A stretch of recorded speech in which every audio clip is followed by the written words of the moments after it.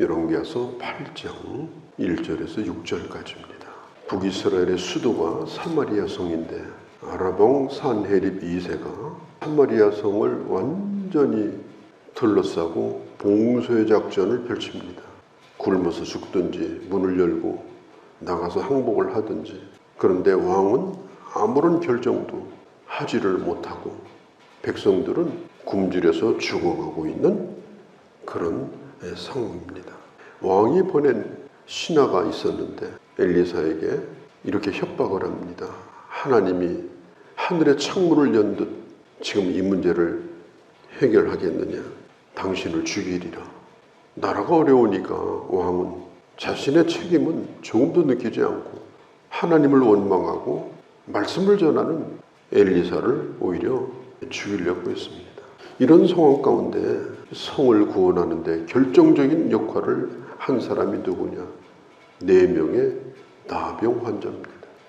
아람 군대의 진이 다 비어있다는 사실을 알고 허겁지겁 먹고 주머니에다가 뭔가를 채우고 이렇게 하다가 이 좋은 소식을 성 안에 전하지 않으면 하나님 우리를 내버려 두지 않을 것이다. 만일 그들이 자기들만 채우고 본래 있던 곳으로 돌아갔다면 지금 사마리아 성 안에서는 날마다 죽어가는 자가 속출합니다.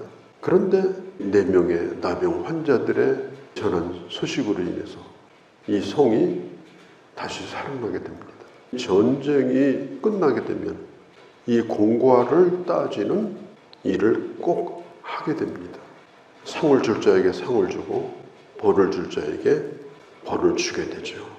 그런데 전 성경을 보면서 이 나병 환자들은 어떤 보상을 받았나? 여러분들은 성경을 보면서 무슨 보상을 받았다는 얘기를 읽어봤는지 모르겠습니다만 저는 아무리 찾아봐도 아무런 보상이 그들에게 없었습니다. 오히려 왕이 이 나병 환자들을 의심했습니다. 첩자일지 모른다. 나병 환자들은 정상이 아니지 않느냐. 믿을 만하지 못하다. 그래서 누구도 이 4사람을 챙겨주지 않았습니다. 아마도 제 생각에는 그들은 다시 예전에 격리됐던 곳으로 돌아가지 않았겠는가. 참 이런 것을 보면은 모든 것이 전부 사람으로부터 보상받는 건 아니다. 그런 생각을 해보기도 합니다. 점점 소식이 퍼집니다. 왕에게 들어갑니다. 왕이 기뻐해야 될 거 아니에요. 그런데 일단 의심을 하고 왕의 말을 전해준 사람들의 말을 신중하게 생각을 합니다. 그래서 첩자를 성에서 내보내요. 믿을 수가 없다는 거죠. 기쁜 소식인데, 사는 소식인데 오늘 이 세상이 그렇지 않습니까? 믿으면 될 소식입니다. 하나님이 보내신 겁니다. 그런데 안 믿는 거예요. 오늘 복음에 대한 이 세상의 반응이 그래요. 예수님이 부활했다는 소식을 듣고도 도마는 자기 선생의 그 상처에다가 자기가 손을 넣어보고서 자기는 믿겠다고 그랬어요. 보기 전에는, 확인하기 전에는 믿을 수 없다. 마태복음 28장이면 이제 마지막 장이잖아요. 예수께서 말씀하실 때 보고도 믿지 않는 사람들이 있었다. 그가 누구냐? 바로 제자들이었어요. 지금 예수님은 곧 하늘로 올라가야 돼요. 지금 제자들에게 모든 사람을 제자로 삼으라는 명령을 내리실 때가 됐는데도 그 말씀을 하시는 예수님을 그때까지도 믿지 않았던 제자들이 있었어요. 이 의심이라는 건 참 이게 얼마나 뿌리가 깊은지 몰라요. 하나님의 말씀을 전하면 그냥 액면 그대로 받아들이면 되잖아요. 그걸 안 믿고 자꾸 의심을 하고 뭔가 있을 거다. 꼭 전도하러 온 사람을 무슨 얻어먹으러 온 거지처럼 대우하고 이런 일들을 우리가 겪지 않습니까? 정탐꾼을 내보냈는데 보니까 아람 이 진이 다 비어 있었어요. 이미 도망가가지고 국경을 벌써 넘어서 북이스라엘을 벗어나 버렸어요. 이 소식을 성 안에 전하니까 성 안에 있는 사람들이 뚝이 터진 것처럼 쏟아져 나오는데요. 그때 왕이 보낸 신하들 있잖아요. 하늘에서 창을 낸들 우리를 먹일 수 있겠냐. 선지자 저자가 문제다, 죽여야 된다 이렇게 하던 신하들, 그 신하들이 관리들이니까 질서를 지키라고 성문에서 막 막아서고 이렇게 하다가 자기들이 밟혀 죽었어요. 사람들에게. 엘리사가 말한 대로 똑같이 됐어요. 24시간 안에 정상으로 돌아올 것이고 당신들은 결코 음식을 먹지 못할 것이다. 그대로 됐죠. 역사라고 하는 것은 우연히 일어나는 일이 아닙니다. 그리고 역사의 끝은 항상 종말입니다. 그리고 역사는 말씀대로 되는 것입니다. 우리는 그 역사 안에서 유한한 시간을 우리는 살고 있는 거예요. 모든 것이 혼란스러운 것 같고 우연히 일어나는 것 같지만 하나님의 주권 안에서 일어납니다. 이제 8장으로 넘어가 보면은 이 수렙 여인이 예전에 이 엘리사를 도와준 적이 있었어요. 엘리사를 위해서 거처도 마련해주고 식사할 수 있도록 배려를 해주고 쉴 수 있도록 참 고마운 일이죠. 엘리사는 늘 이걸 잊지 않고 있었습니다. 그래서 아들도 얻게 되었고 그 아들이 죽었을 때도 엘리사가 그 아들을 살려주기도 했지만 그래도 이 엘리사는 항상 이 가정에 대하여 고마운 마음을 가지고 있었습니다.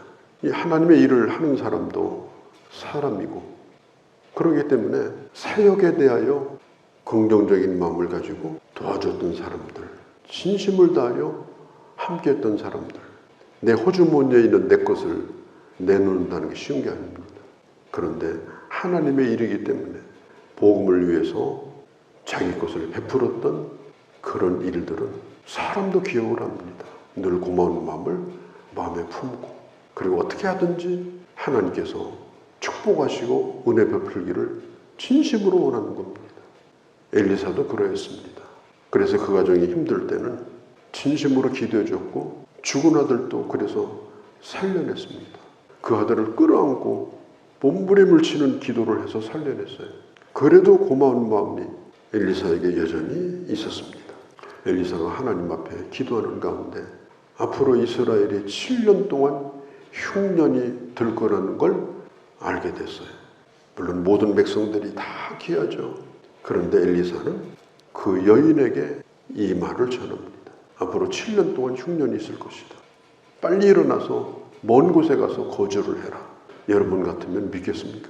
옛날에는 일기예보 그냥 하늘 쳐다보고 날씨 어떨까 그 정도지 7년 동안 비가 안 올 거다. 그걸 누가 믿어요? 그런데 여인은요 이걸 믿었습니다. 이게 대단한 믿음이에요. 그대로 받아들입니다. 이게 중요한 거예요.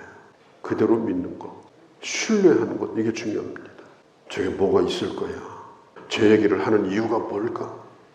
듣고 나서 그걸 분석을 하고 이건요 해서는 안 되는 일입니다. 내가 하나님의 말씀을 들었으면 그 말씀대로 될 줄을 알고 아멘만 하는 것이 아니라 이 여자는요 떠났어요. 성경에 보면은 전에 이 수렙 여인에 대해서 이렇게 말했죠. 이 여인은 존귀한 여자라. 이 말은 그 남편도 그 지역에서 유력한 사람이고 그리고 재산도 많이 있는 사람이에요.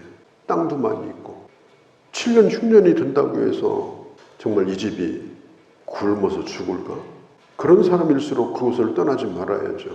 그런데 이 여인은 거주할 만한 곳으로 가서 거주하라. 이 말 한마디에 그곳을 떠나게 됩니다. 왜? 선지자의 말이었기 때문에. 아브람도 어떻게 하다 믿음의 조상이 됐습니까? 떠나서 믿음의 조상이 된 거예요. 그래서 히브리라는 말이 강을 건넜다는 뜻이에요. 강을 건너서 하나님의 말씀에 순종해서 그가 믿음의 조상이 된 겁니다. 이주를 결정했을 때는 아마 남편이 죽었을 가능성이 상당히 높습니다. 왜냐하면 이 4장에 보면 이미 그때 수렙 여인의 남편이 늙었거든요. 이 여인이 그 가족들을 데리고 국경을 넘어가지고 타국으로 이주한다. 쉬운 문제가 아니에요. 그래도 그대로 합니다.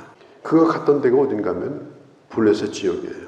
블레셋이 지금 어디냐면 지금 가자지구 이스라엘하고 싸우고 있는 팔레스타인 땅 가자 지구가 바로 거기입니다.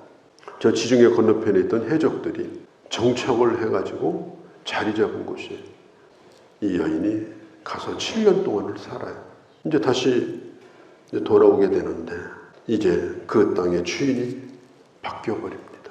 나라에서 그 땅을 환수를 해버린 거예요. 이걸 어떻게 찾습니까? 이 여인이 왕을 어떻게 만납니까? 내가 왕을 만나리라. 이 여인은 왕에게 찾아가는데 놀라운 일이 생겼어요. 그 같은 시간에 선지자 엘리사의 종이었던 게하시가 왕을 만나고 있었습니다. 선지자가 보냈다기보다도 왕이 게하시를 부른 거예요. 왜냐? 이 왕이 한번 생각을 해본 것 같습니다. 다 보니까 결국 선지자의 말대로 된 거예요. 자기는 하나님을 저주하고 선지자를 죽이려고 했는데 선지자의 말대로 다 돼버린 거예요. 그래서 게하시를 불러다가 도대체 그 선지자가 어떤 사람이냐 더 알고 싶은 거예요. 그 선지자가 한 일들을 좀 얘기해달라. 그때에 이 게하시가 이 수넴 여자의 얘기를 합니다. 자식이 없었는데 꼭 1년 만에 자식이 있을 거라고 했는데 자식이 정말로 생겼다. 그 자식이 죽었는데 선지자가 가서 기도하니까 살아났다. 그러니까 왕이 못 듣던 얘기잖아요. 깜짝 놀라는 거예요. 어찌 그런 일이 있는가? 그런 얘기를 하고 있는데 그때 수넴 여인이 왕을 만나기 위해서 찾아온 거예요. 그때 게하시가 외칩니다. 왕이요. 바로 이 여자입니다. 이 여자가 내가 얘기하던 그 여자입니다. 그 여자가 그 앞에 나타나는 거예요. 그때에 왕이 참 놀랐죠. 근데 타이밍이라는 게 있잖아요. 결정적인 타이밍. 타이밍을 만들어주신 분이 누구예요? 하나님이세요. 우리는 우연인 것 같은 필연 속에서 우리는 살아갑니다. 진화론자들은 진화론을 주장하는 딱 2가지 단어가 있어요. 우연이라는 단어입니다. 우연히 세포 하나가 생겼다. 우연히 분열이 일어났다. 우연히 꼬리가 생겼다. 우연히 허파가 생겼다. 우연히 유전자가 생겼다. 우연히 각 종류별로 생물이 다 그렇게 전부 분류가 됐다. 진화론은요, 우연을 빼면 끝납니다. 사람이 볼 때 우연 같은 일이 많아요. 그러나 그 우연 속에는 하나님의 필연이 있습니다. 우리도 마찬가지예요. 우리는 날마다 우연 같은 삶을 살지만 하나님의 필연 속에서 오늘 여기까지 우리가 살아오게 된 거예요. 오늘 내가 겪는 일들, 내가 오늘 보는 것들은 전부 거기에 하나님의 깊은 뜻이 있어요. 우리가 우연히 이 세상에 어떻게 다 튀어나온 그런 생명체가 아닙니다. 우리 속에 하나님의 계획이 있습니다. 오늘도 하나님의 계획 속에 우리가 살고 있습니다. 그렇기 때문에 이 하루하루가 시간들이 얼마나 우리에게 중요한지 몰라요. 하나님의 계획이 뭘까? 우리는 고민해야 되고 기도해야 되고 하나님이 되게 이루시기를 원하는 그 필연적인 뜻을 이루기 위해서 우리는 하루하루 살아가야 되는 거예요. 우연 같은 필연적인 하나님의 그 타이밍 속에서 모든 일들이 이루어져 가고 있습니다. 이 여인은 왕에게 자기 얘기를 해요. 내가 7년 만에 돌아왔는데 내 땅이 없어졌습니다. 그때 왕이 이 여자의 청을 들어주는데 100%만 들어준 게 아니에요. 200% 들어줬어요. 그 재산을 다 돌려줄 뿐 아니라 7년 동안 임자 없는 땅에서 곡식을 누군가가 거둬갔을 거 아니에요. 명령을 내립니다. 7년 동안 거뒀던 곡식도 다 여인에게 돌려주라. 내 삶에는 계획이 있다. 내 계획이 아니라 하나님의 계획이 있다. 오늘을 주신 이유는 하나님의 필연 속에서 오늘 내가 이 날을 맞고 있다. 내가 주를 위해서 살았던 일들에 대하여 하나님은 반드시 기억하신다. 헛되지 않다. 어떤 사람은 신앙생활하면서 뭐 조금이라도 남 섬기는 거, 뭐 베푸는 거, 또 교회 일할 때 참여하는 것에 대해서 인색한 사람이 있어요. 세상 사람들하고 똑같아요. 나는 받을지언정 내 거 내놓는 일은, 그리고 신앙생활도 그렇게 악착같이 해요. 세상 사람처럼. 하나님이 도대체 뭘 주고자 해도 주실 건덕지가 있어야 주시죠. 그렇잖아요.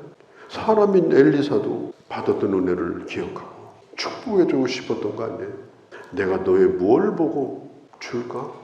이렇게 물어본다면 그래도 뭐가 있어야 되지 않겠습니까? 목회자인 저도 마찬가지 아니겠어요? 교인들이 주는 거 대접만 받고 살면 저는 하나님 나라 가서요 빈깡통 들고 들어가야 돼요. 저는 목회자지만 너무 받는 게 익숙하면 안 돼요.